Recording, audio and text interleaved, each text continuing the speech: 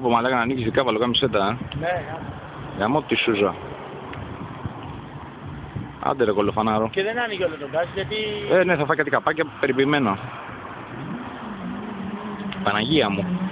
Πήγαν ωραία τώρα,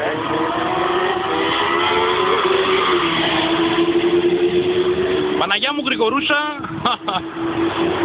Εντάξει. Πήγαν ωραία. Εδώ το άτομο Θέμης. Το Βασιλικό το 12. Το Πατσαβούρι το 12. Το Βασιλικό το K4. Δεν παίζεται.